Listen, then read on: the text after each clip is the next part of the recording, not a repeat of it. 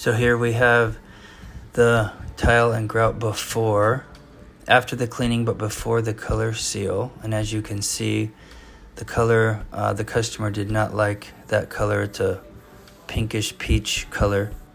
And so here we're putting on the first of 2 coats of color seal. We do it by hands. Sadly, it's a hands and knees operation. And here is the second coat. The second coat is what makes it nice and even, gives it a nice heavy coat so that it'll last the test of time.